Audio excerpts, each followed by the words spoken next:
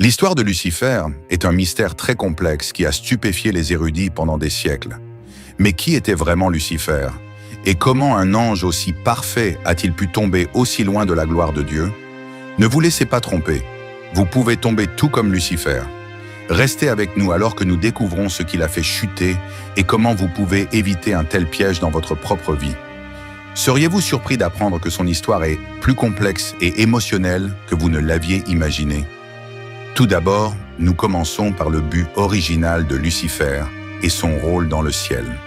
Lucifer a été créé parfait, plein de sagesse et de beauté.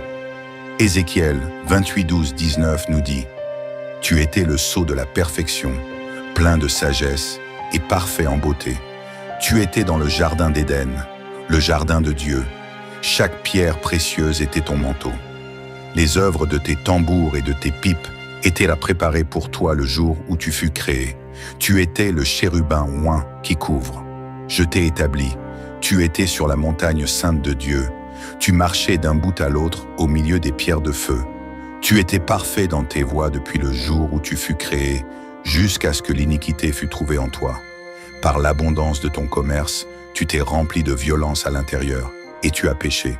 C'est pourquoi je t'ai précipité comme une chose profane hors de la montagne de Dieu, et je t'ai détruit, ô chérubin qui couvre, du milieu des pierres de feu.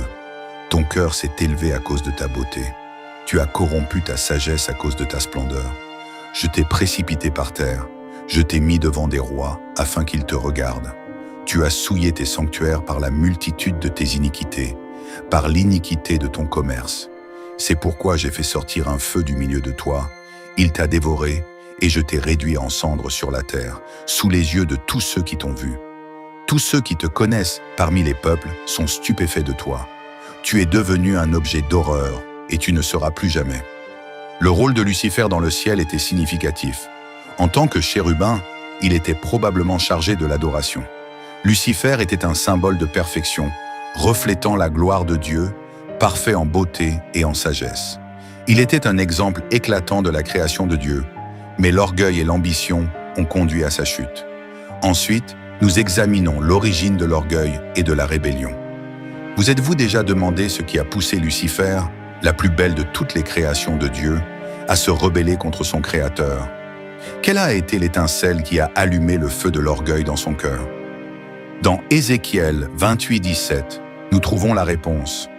Ton cœur s'est élevé à cause de ta beauté. Tu as corrompu ta sagesse à cause de ta splendeur. La beauté de Lucifer n'était pas seulement physique, mais aussi spirituelle. Il était un chérubin, un ange gardien, et sa beauté était un reflet de la gloire de Dieu. Mais en contemplant son propre reflet, l'orgueil a commencé à s'insinuer. Il a commencé à penser que sa beauté n'était pas seulement un don de Dieu, mais un droit qu'il méritait. Mais l'orgueil de Lucifer ne s'est pas arrêté là. Dans Ésaïe 14:12-14, nous voyons son désir de s'exalter au-dessus de Dieu. Tu as dit en ton cœur, « Je monterai au ciel, au-dessus des étoiles de Dieu, je dresserai mon trône en haut, je siégerai sur la montagne de l'assemblée, aux extrémités du nord, je monterai au-dessus des hauteurs des nuages, je serai semblable au Très-Haut. » Remarquez les 5 déclarations « je ferai » qui révèlent les motifs de Lucifer. Je monterai au ciel, je dresserai mon trône en haut, je siégerai sur la montagne de l'assemblée, je monterai au-dessus des hauteurs des nuages, et je serai semblable au Très-Haut. Ces déclarations révèlent un désir de pouvoir, de contrôle et d'auto-exaltation. Mais voici la chose. La rébellion n'a pas commencé comme un acte ouvert. Elle a commencé comme une graine d'orgueil, une nature subtile qui s'est insinuée et agrandie. Il est facile de voir comment cela pourrait arriver, n'est-ce pas? Lorsque nous sommes félicités et admirés, il est naturel de se sentir fier.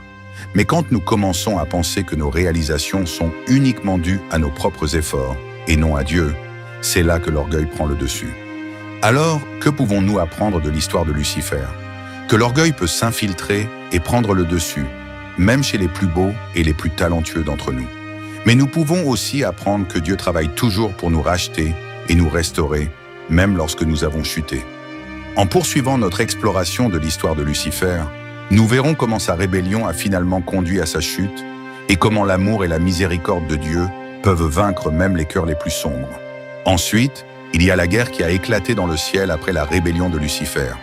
Vous êtes-vous déjà demandé comment un ciel parfait est devenu le théâtre d'une guerre si féroce qu'elle a secoué les fondations même du royaume spirituel?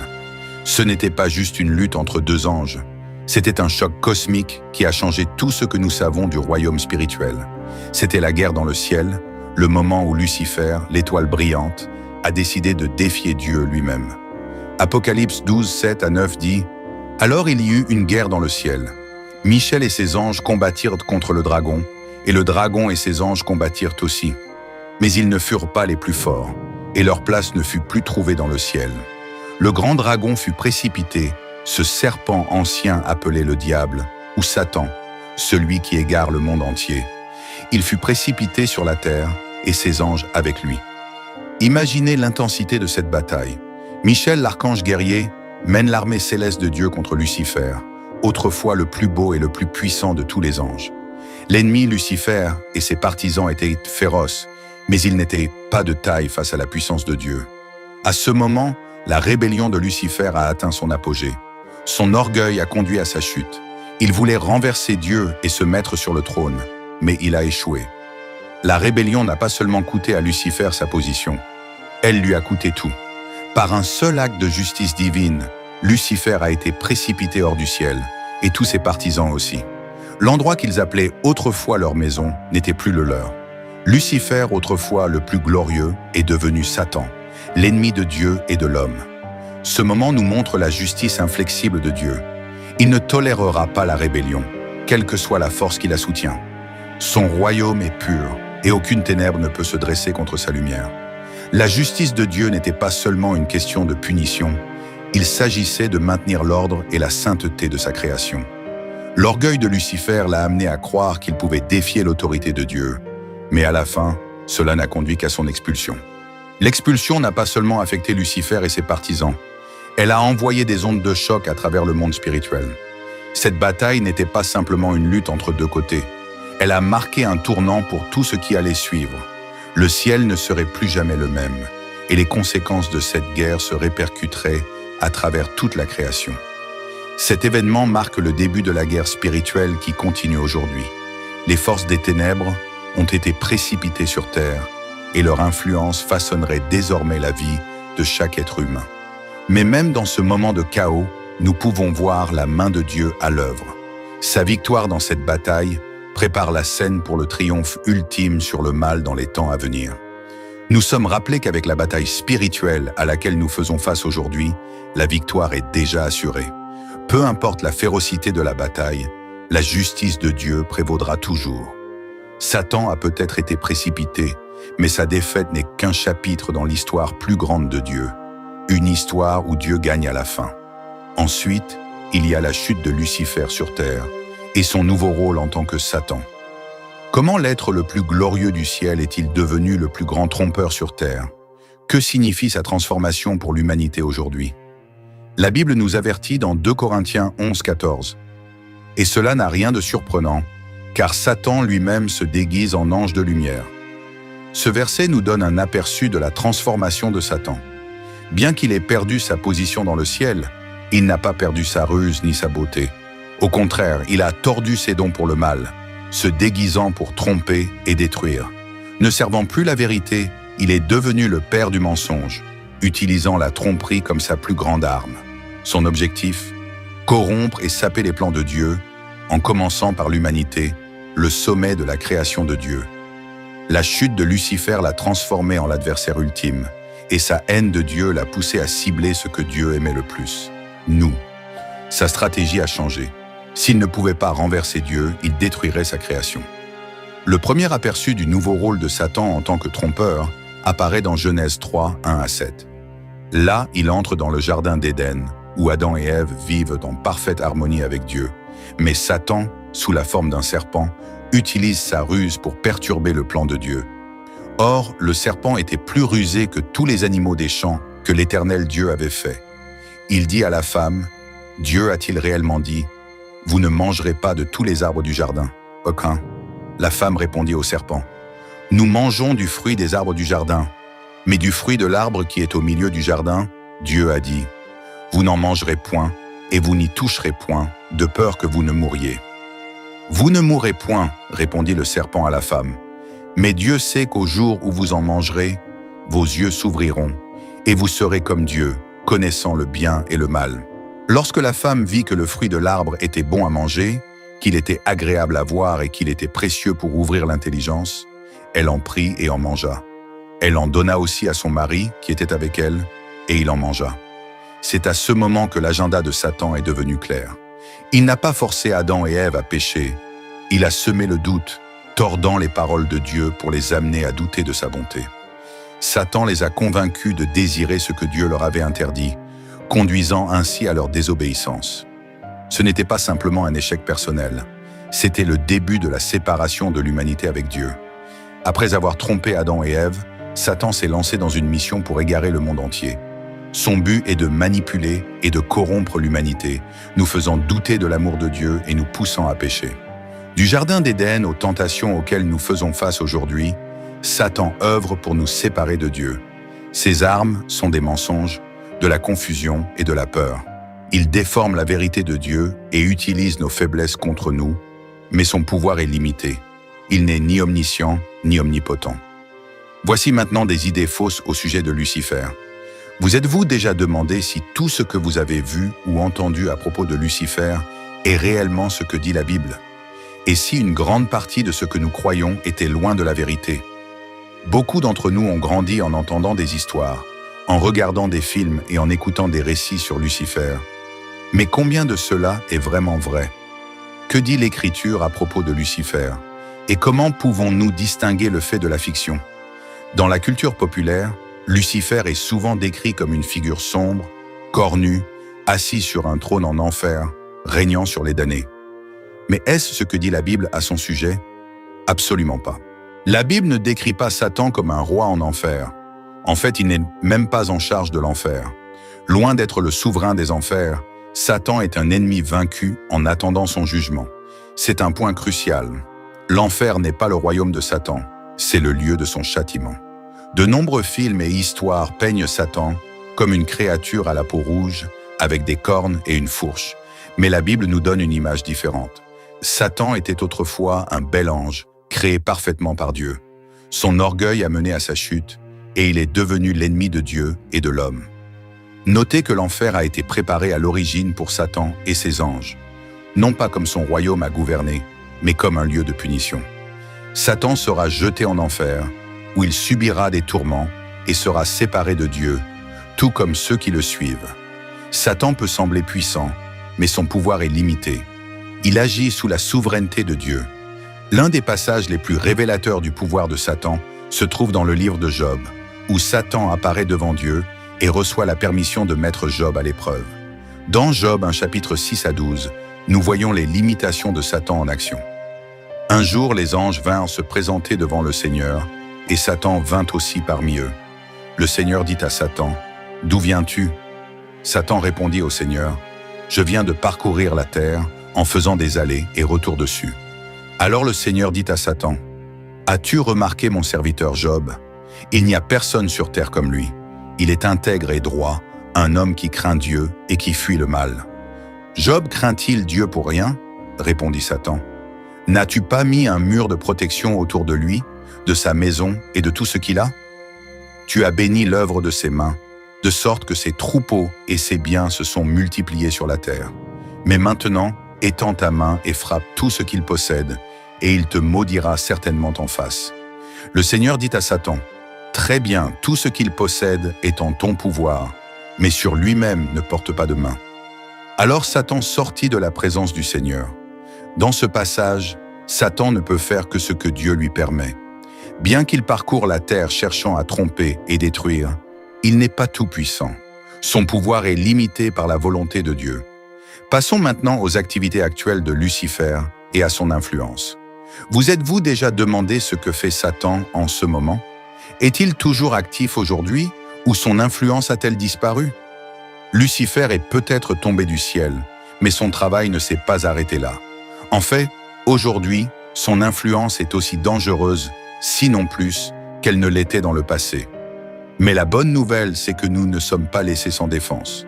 Satan travaille activement dans le monde aujourd'hui, utilisant des tactiques telles que la tromperie, la tentation et les accusations pour éloigner les gens de Dieu. Il n'est pas seulement une figure du passé, il est une force réelle, manipulant les esprits, tentant les cœurs et accusant les croyants. Dans 1 Pierre 5, 8 à 9, nous recevons cet avertissement. « Soyez sobres et veillez. Votre adversaire, le diable, rôde comme un lion rugissant, cherchant qui il dévorera. Résistez-lui en étant ferme dans la foi, sachant que vos frères dans le monde entier subissent les mêmes souffrances. » Remarquez comment Satan est ici décrit comme un lion rôdant, cherchant à dévorer. Ses tactiques n'ont pas changé. Il cherche des moments de faiblesse, essayant de tromper, tenter et accuser. Dans Jacques 1er 14, 15, nous voyons comment fonctionne la tentation. Mais chacun est tenté quand il est attiré et amorcé par sa propre convoitise. Puis là, la convoitise, lorsqu'elle a conçu, enfante le péché, et le péché, lorsqu'il est consommé, produit la mort.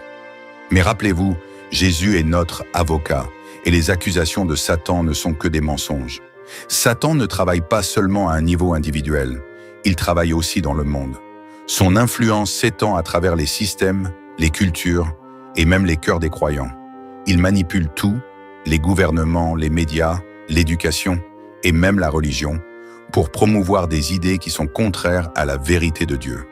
Il utilise les systèmes du monde pour empêcher les gens de voir la vérité, que ce soit à travers les plaisirs mondains, les fausses religions ou les philosophies qui tordent l'Évangile. Le royaume de Satan est celui de la confusion et de la tromperie. Pour les croyants, l'influence de l'ennemi peut être plus subtile. Dans Éphésiens 6, 11 à 12, Paul conseille « Revêtez-vous de l'armure de Dieu afin de pouvoir tenir ferme contre les ruses du diable. Car notre lutte n'est pas contre la chair et le sang, mais contre les dominations, contre les autorités, contre les puissances de ce monde de ténèbres, contre les esprits mauvais dans les lieux célestes. » Le combat n'est pas toujours physique, il est spirituel. Le royaume de Satan fonctionne par des forces spirituelles, agissant dans le domaine invisible pour créer division, confusion et conflit. Mais voici la meilleure partie. Le pouvoir de Satan n'est pas ultime. Bien qu'il ait une influence, il n'est pas en contrôle. Christ détient l'autorité ultime et sa victoire sur Satan est déjà assurée. Sur la croix, Jésus a vaincu Satan. Il a désarmé les puissances des ténèbres et en a fait un spectacle public. La défaite ultime de Satan a été scellée lorsque Christ est ressuscité d'entre les morts. Satan peut encore avoir une influence dans le monde aujourd'hui, mais son pouvoir est limité et son destin est scellé. Jésus a déjà remporté la victoire, et par lui, nous pouvons marcher dans cette victoire. Voici maintenant le jugement final de Lucifer. Que se passe-t-il pour Lucifer à la fin? Sa rébellion sera-t-elle pleinement jugée? Regardons ce que dit la Bible à propos de son sort. Dans Apocalypse 20h10, nous lisons « Et le diable qui les avait séduits fut jeté dans la mer de feu et de soufre, où sont la bête et le faux prophète, et ils seront tourmentés jour et nuit, au siècle des siècles. » C'est là que l'histoire de Satan se termine, jeté dans l'étang de feu, où il sera tourmenté pour toujours. Il n'y a pas d'échappatoire, pas de deuxième chance.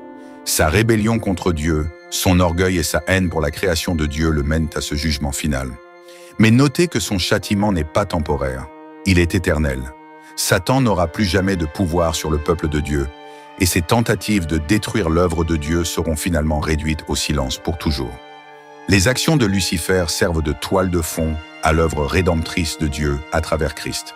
Dans Romains 8, 28, nous sommes rappelés que « toutes choses concourent au bien de ceux qui aiment Dieu, de ceux qui sont appelés selon son dessein ». Bien que la rébellion de Satan ait été tragique, elle a préparé le terrain pour la plus belle histoire jamais racontée, l'histoire de la rédemption de Dieu à travers Jésus-Christ. Sans la chute de Lucifer et l'entrée du péché dans le monde, nous ne saisirions pas pleinement la profondeur de l'amour de Dieu et du sacrifice du Christ. À travers la mort et la résurrection du Christ, la victoire ultime de Dieu est assurée.